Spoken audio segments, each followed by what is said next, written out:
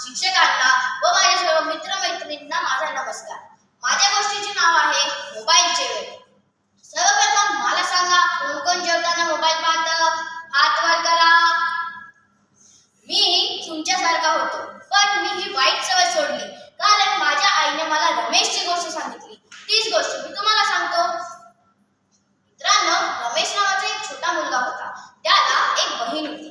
तिचे नाव विजया. दोघेही अभ्यासात खूप हुशार होते. पण कोरोना काळात ऑनलाईन शाळा सुरू झाली, म्हणून आई बाबांना दोघांनाही अभ्यासासाठी मोबाईल द्यावा लागला.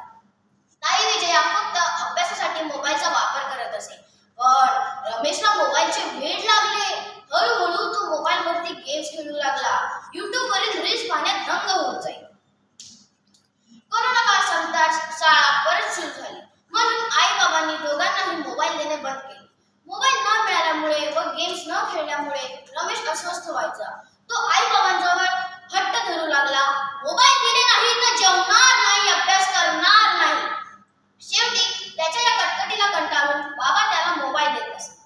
त्याच्या अशा वागण्याचे त्याच्या आईला खूप राग यायचा, पण ती परावृत्त करू शकली नाही. अशातच पहिली घटक चाचणीची परीक्षा सुरू झाली. दोघे मुलं अभ्यासाला लागले, पण रमेशचे मन अभ्यासात रमायचेच नाही.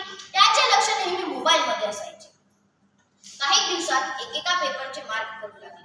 त्याला प्रत्येक विषयात खूपच कमी गुण मिळाले होते, तर त्याच्या ताईला सगळ्या विषयात खूप चांगले गुण मिळाले होते. एके दिवशी रमेश शाळेत रडतच घरी आला व आईला म्हणू लागला, माझे डोके दुखते, माझे डोळे दुखतात, फळावरचे स्पष्ट दिसत नाही, वाचलेला लक्षात राहत नाही. संध्याकाळी त्याचे बाबा त्याला डोळ्याच्या दवाखान्यात घेऊन गेले. त्याला नंबरचा चष्मा लागला होता. घरी आल्यावर आई सुद्धा ओरडतच म्हणाली, सांगितले होते ना मोबाईल घेऊन बसू नकोस. ऐकल का तो रमेश कुठला? जरा बघ, जरा शिक तुझ्या ताईकडून.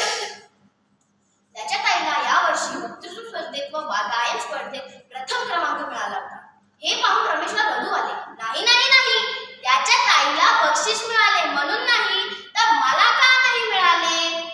बाबांनी दोघांनाही संगीत गायन क्लासला लावले होते, पण रमेश मोबाईल बघण्यात एवढा गुंग असायचा की तो क्लासला दांडीच मारायचा.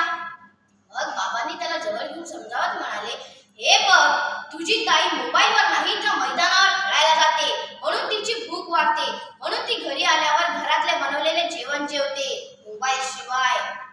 शाळेतून घरी आल्यावर गृहपाठ करते मोबाईल शिवाय, आणि तू शाळेतून घरी आल्यावर मोबाईल घेऊन बसतोस, म्हणून तुझा होमवर्क होत नाही.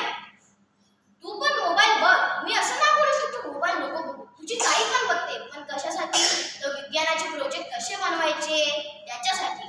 तू पण त्या कामासाठी मोबाईल बघ. त्याला त्याची चूक समजली. तो आता मैदानावर खेळायला जाऊ लागला, म्हणून त्याची भूक वाढली, म्हणून तो घरी आल्यावर घरातले बनवलेले जेवण, पालेभाज्या व फळे खाऊ लागला मोबाईल शिवाय, म्हणून त्याचा नंबरचा चष्मा निघून गेला. रिकाम्या वेळेत चित्र काढू लागला व संगीत गायनचे रियाज करू लागला.